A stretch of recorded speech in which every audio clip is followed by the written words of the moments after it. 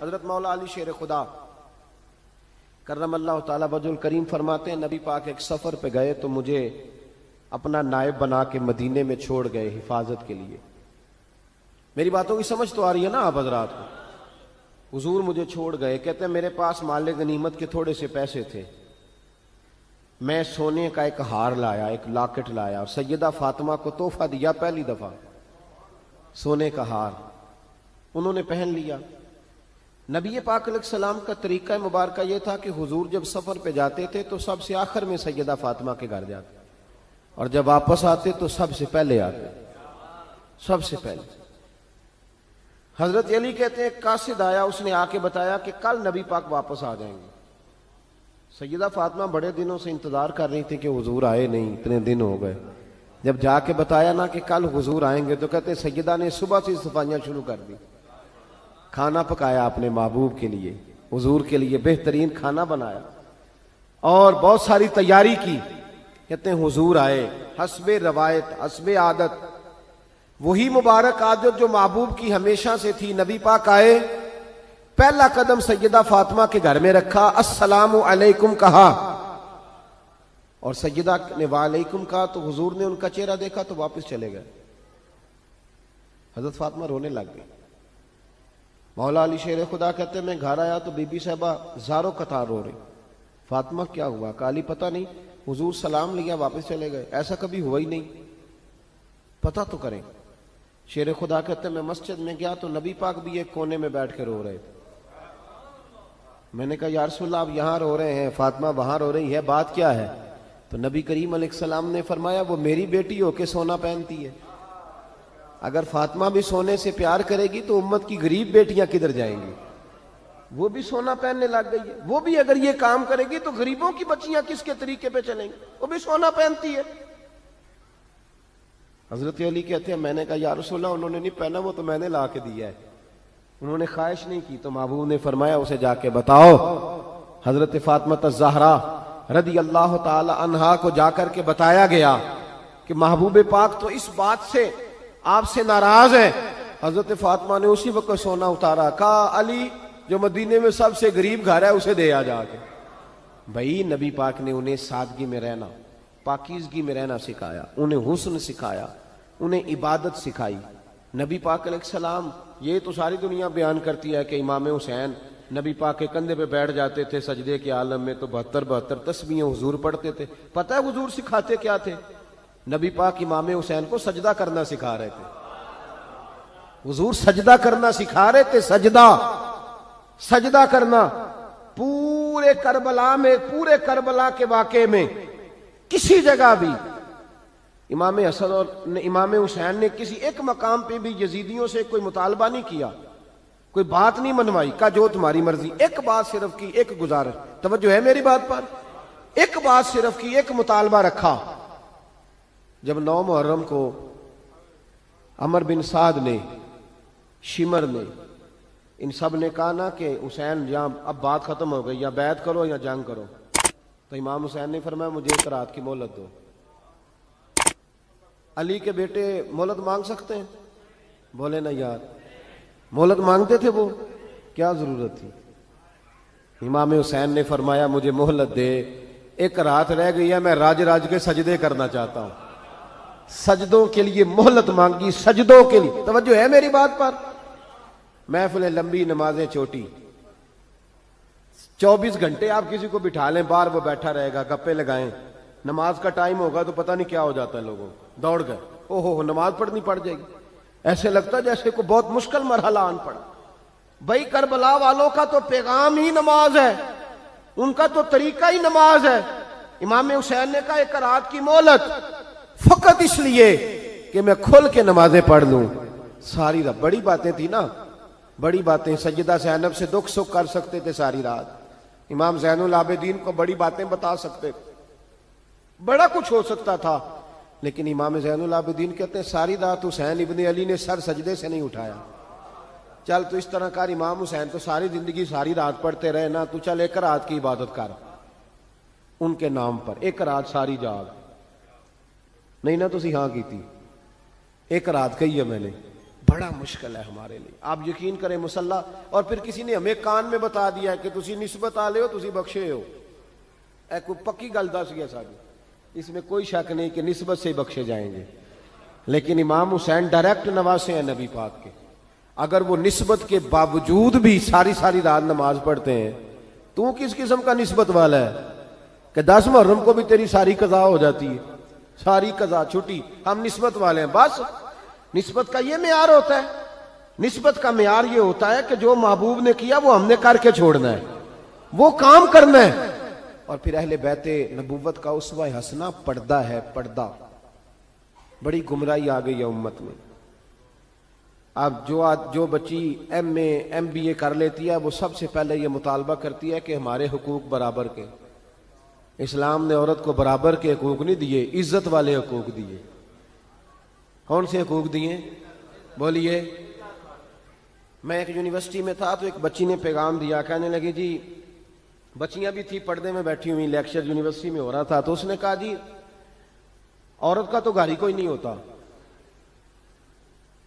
عورت کا تو گھر ہی کوئی نہیں, تو ہم کدھر جائیں؟ میں نے کہا چلیں ادیبانہ انداز میں یہ بات درست ہے, لیکن حکیمانہ انداز میں درست نہیں.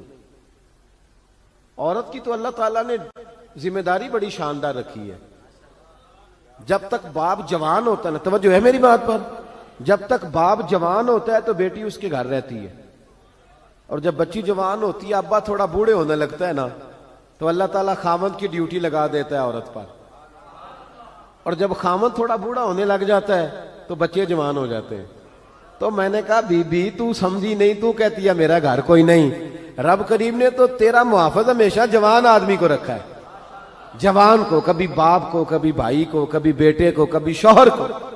تو یہ کیسے؟ اسلام نے تو تیرے لیے جوان خون تیرا محافظ رکھا, اگر تو سمجھے. حضرت فاطمہ نے ساری زندگی پردے میں گزاری, ان کا ننگا سر کبھی سورج نے بھی نہیں دیکھا. یہاں اللہ خیر کرے دینداروں کی بچیاں پردہ نہیں کرتی, حاجیوں نمازیوں کی بچیاں پردہ نہیں کرتی. کپڑے استری نہ ہو تو گھر میں جھگڑا شروع ہوتا ہے, اور بی بی پردہ نہ کرے تو پرواہ کوئی نہیں. حضرت عبداللہ بن سہل ایک تابعی بزرگ ہے, نام یاد رکھنا.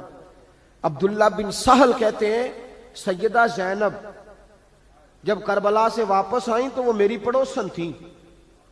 15 سال کہتے میں ان کا پڑوسی رہا ہوں, 15 سال. 15, امام شورانی نے اس کو لکھا ہے, 15 سال میں حضرت زینب کا پڑوسی رہا. کبھی ہوتا ہے نا کہ بی بی برقع پہن کے باہر نکل آتی ہے, بازار جانا ہے, دوائی لینی ہے, کوئی کام ہے. کہتے ہیں 15 سال میں پڑوسی رہا, پر میں نے پردوں میں چھپی ہوئی زینب بھی کبھی نہیں دیکھی. ہوتا نا برقعے میں بندہ بی بی دیکھ لیتا, میں نے پردے میں چھپی ہوئی بھی بی بی کبھی نہیں دیکھی. تو کربلا والوں کا تو طریقہ پردہ ہے, ان کا طریقہ. اب آخری بات سنیں, کربلا والوں کا طریقہ حوصلہ ہے, ہمت ہے. ہمارے ہاں نا خودکشیاں عام, جھگڑا عام, لڑائی عام. اس کی وجہ یہ کہ حوصلہ کوئی نہیں. ذرا سی بات کو بندہ برداشت کرنے کو تیار. اہل بیت کا جو طریقہ ہے نا وہ حوصلہ ہے, وہ صبر ہے.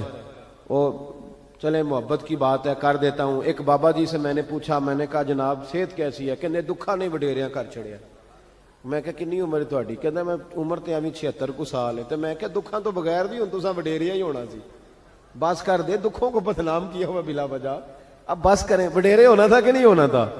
تے نہ دکھاں دا لا دیتا ہے. ہجوم غم میں بھی توہین نے ضبط غم نہ ہوئی, ہم تو اس احتیاط سے روئے کہ آنکھ نم نہ ہوئی. اللہ والے تو مطلب شکوہ کرنا ہر وقت شکوہ, حوصلہ ہی کوئی نہیں, سکون ہی کوئی نہیں, پریشانی بڑی ہے جی, آزمائش بڑی ہے. کبھی آپ نے کہیں سنا ہے کہ واقعہ کربلا کے بعد حضرت زینب معاذ اللہ نفسیاتی مریض ہو گئی تھی؟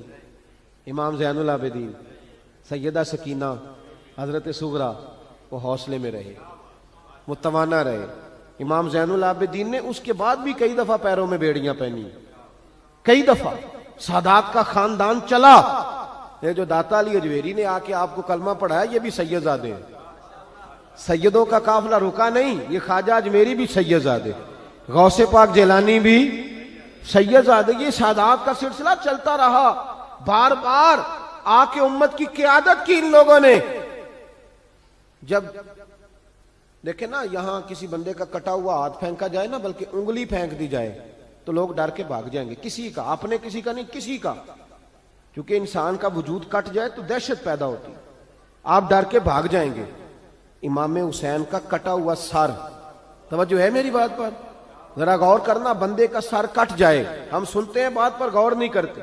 دھاڑ ان کا پڑا تھا کربلا میں، کٹا ہوا سر، زلفیں، پگڑی، کٹا ہوا سر نیزے پہ، آگے آگے سر جا رہا ہے، پیچھے سیدہ زینب جا رہی، با پردہ یزید کے دربار میں پہنچی، بی بی صاحبہ پردے میں بیٹھ گئی۔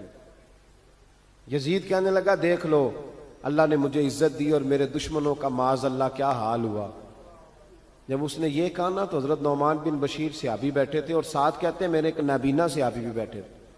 حضرت نعمان بن بشیر کہتے ہیں کہ جب اس نے یہ کہا نا کہ اللہ نے مجھے عزت دی اور نقل کفر کفر نہ باشد، میرے دشمنوں کا یہ حال ہوا، تو کہتے ہیں سیدہ زینب وہاں سے اٹھ کے کھڑی ہو گئی، با پردہ سیدہ زینب کھڑی ہوئی، اور فرماتے ہیں اس طرح نہیں کھڑی ہوئی کہ بیویاں روتی ہیں تو کہتی ہیں ہائے یہ ہو، اس طرح نہیں، حوصلہ، ہمت، اور جس طرح کوئی سیاںا خطیب خطبہ پڑھتا ہے اس طرح سیدہ نے خطبہ پڑھا، پہلے اللہ کی حمد کی، پھر نبی پاک پہ درود پڑھا، اور پھر قرآن پاک کی آیت پڑھی وَتُعِزُّ مَن تَشَاءُ وَتُذِلُّ مَن تَشَاءُ، یہ آیت پڑھی۔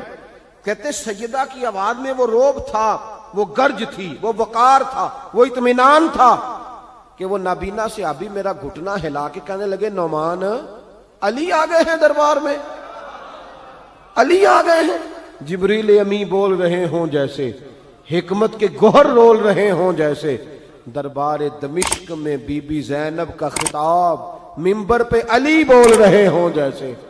کہا یہ تو حضرت علی کی آواز، علی آ گئے کیا، علی آ گئے؟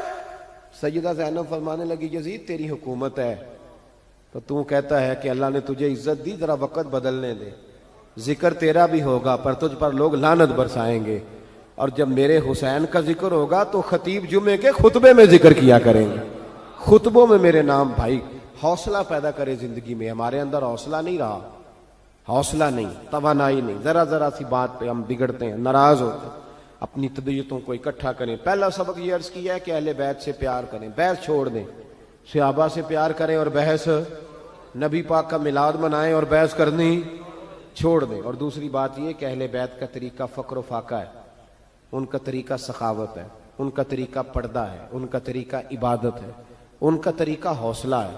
حوصلہ مند زندگی گزاریں، توانائی والی زندگی گزاریں۔